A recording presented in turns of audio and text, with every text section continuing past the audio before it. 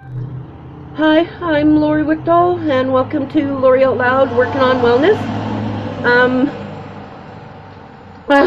okay, so, um, yesterday I went to fencing and I went out on a road trip with people that I didn't know. I don't travel really well. I have a hard time with road trips, even with people I do know.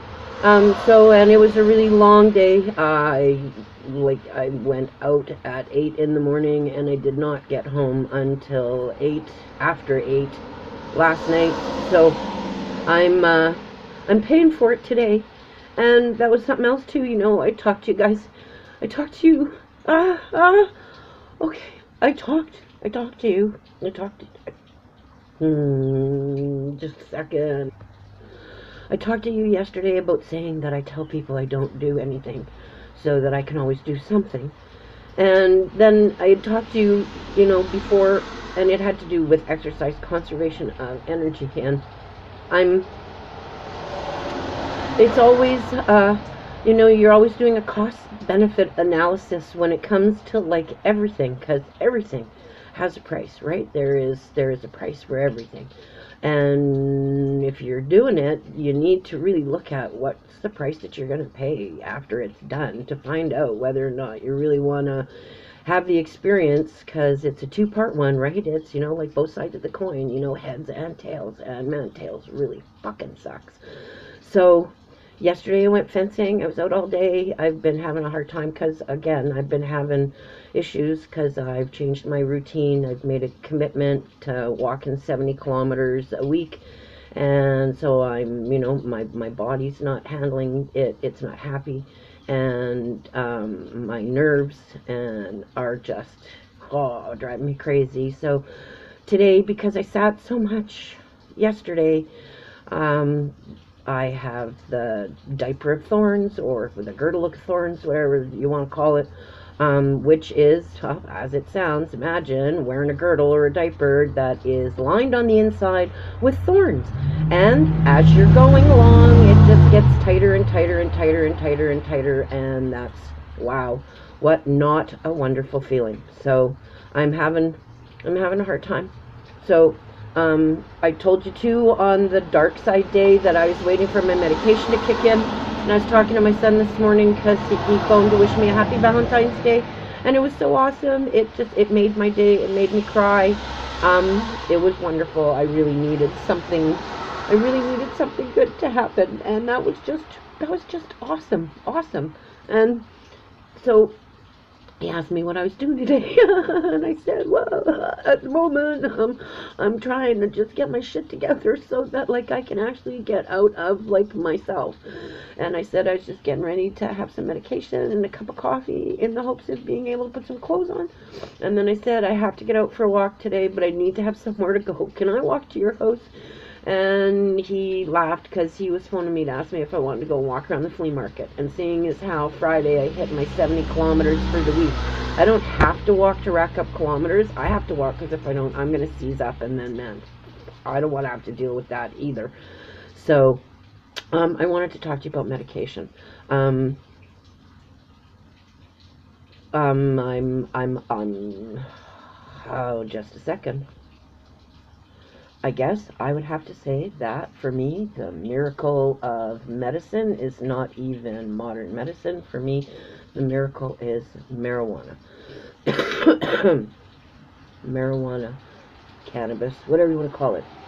If that was not my medication regimen, I would not have a life. It is the difference between breathing and blinking my eyes and having a life. I have taken morphine, I've taken Demerol, I've taken codeine, um, I've taken gabapentin, Simitril, Novatriptyline, amitriptyline, Zoloft, lithium, uh, Flexerol, Baclofen, Tylenol 3s. At one point in time, I was even doing Ketalor, which is an injectable muscle relaxant that is so potent that I had to have someone sit with me for half an hour after I took the shot every day, just in case my heart stopped beating. And I got to the point where, like, man, I was on the legal limit of morphine, I was on the legal limit of gabapentin, and man, I just spent all my time fucking high. And like, that's the bottom line. Like, you're high. You're high. You're fucking higher than a kite. And the moment that you're not high, you start to feel pain, and so you just like open your mouth, pop a pill, and then you just get high again. So I asked one day, because I was, man,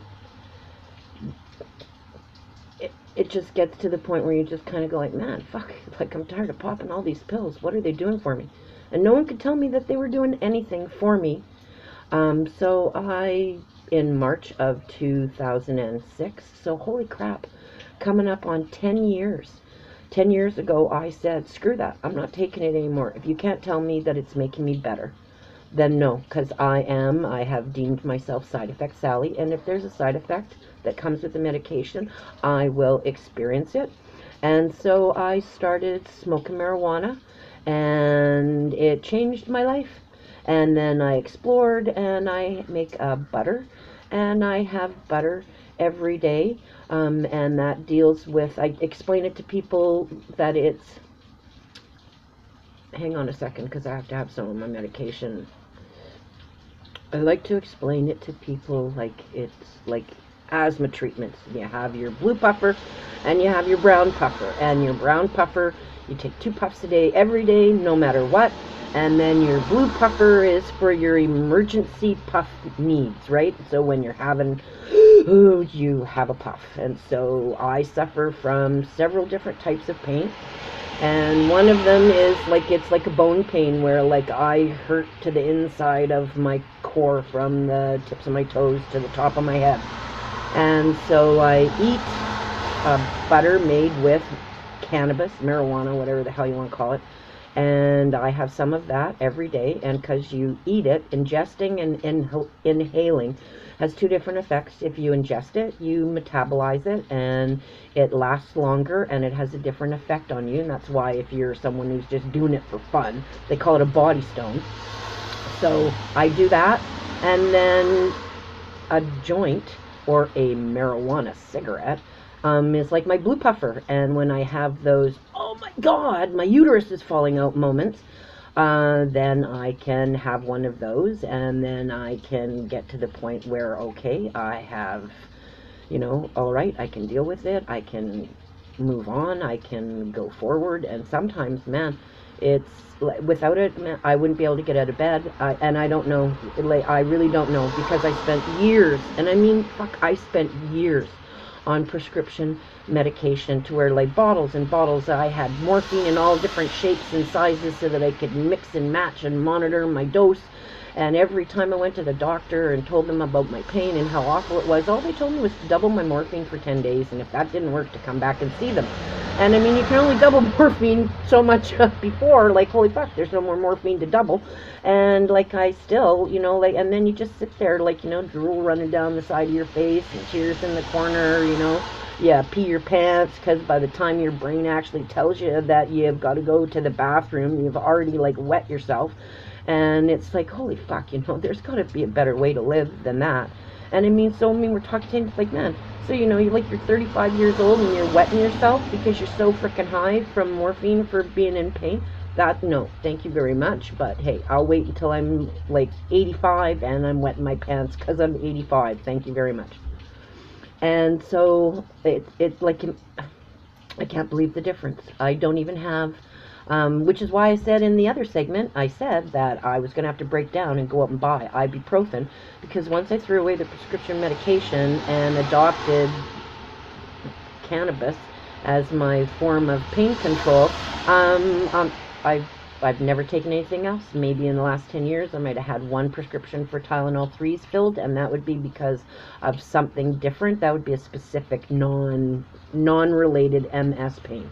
But for my MS, no, absolutely not. I have a tablespoon of butter in the morning, and then I will, when my pain requires it, I will have a joint and smoke some pot during the day. I smoke a joint before I go for my walk. It gives me energy, it gives me focus. It helps with the nausea that I have from my chronic pain. I feel like I want to puke all the time. And I also, too, I wanted to show you, I mean, yes, I had a really good time yesterday, but you know what? I am so going to pay for that good time. And that's the other thing, too, right? With some people, when people ask me to do things, and I go, oh, wow, I really would like to do that. And they go, oh, well, would you like to join us? And then I look at them and I go, well, you know, no, I shouldn't. And I know that maybe when I leave, I think that maybe, oh, shit, something's happening. I'm going to pause.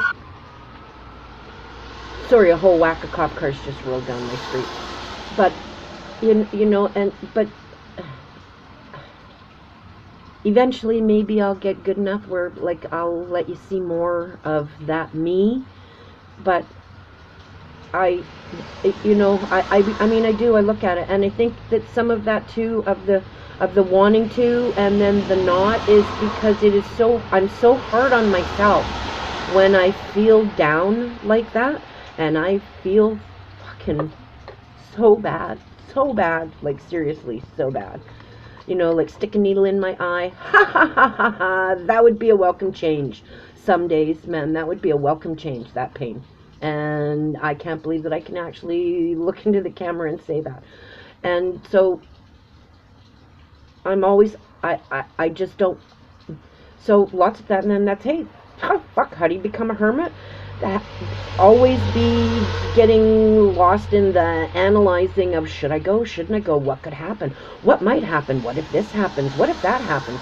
And you know, you play the what if game, but you're so afraid because, man, I've been kicked out of bars, I've had pain attacks while I've been out, and I've been kicked out because they thought that I was drunk. I've been barred from places because of the pain attack and the intensity of it that's happened when I have gone out. And I mean, then there's the aftermath, right, of going somewhere, and then you can't go anywhere for like 10 days. And then you end up being pissed off at yourself because you went somewhere you knew you shouldn't go. And that's when, you know, you look and you're at war with yourself of like, well, am I not allowed to have a life? You know, like, can't I go out and have fun? Can't I, you know, like, can't I do that? And it's like, well, yes, you can, but like, you know, like, are you ready to, you know, like, not be able to, are you ready to not be able to get out of bed tomorrow without screaming? Are you ready to have to say no to absolutely every other thing that crops up in your life for the next 10 days to 2 weeks? So, and see, I'm rambling, so I don't even know where this is going, and that's the other thing too, right, is that with my pain and focus issues and stuff, I mean, sometimes I think I sound like a fucking moron. You know, I jump from one subject to the other, I forget about what I'm talking about while I'm talking about it. Sometimes I don't go, because sometimes, you know, like the pain, it's kind of like they tell you, you know, you put the seashell to your ear and listen to the ocean waves, and man, like sometimes the pain is so intense that all I can hear is like the blood rushing through my brain, and literally I can't hear what people are saying. And like you know, like my brother-in-law is deaf, and I mean, I've gotten pretty good at like making sure I'm looking at people as much to see what they're saying as to say things to them. But I still, you know, I mean, I'm not a super lip reader, and you know, so then you know, you're going like, what? And I didn't hear what you said, but then, I mean, you know, I get lost. I don't pay attention. I'm trying to pay attention, but I can't pay attention, and I'm looking at the time too. I'm always trying to be brief because I figure that if my son tells me that, even though I like to talk to people, I just talk way too much. And that, you know, if you talk too much, Mom, after a while, people just stop paying attention to you. So I've been really trying to be cognizant while I've been on here about keeping things short and sweet, so to speak. You know, kiss, keep it simple, sweetie. But today is just one of those days where apparently, wow, this is like 5 shows in one. And maybe I'm just trying to be honest, you know, like I'm having a really fucking awful day. But yet I'm laughing, I'm crying. And, you know, do you want to know what gave me the ability to do that today? Thank you so much, Michael, for phoning me and wishing me a happy Mother's Day. That was just the medicine that I needed. My name's Lori Wickdahl. I know a lot of stuff, and I like to talk to people. And I think we need to get to know each other a little bit better before I let you see all the sides of me. And on that note, hey, like I hope you come on by to find out more about what I know and to listen to more about what I have to say. And subscribe.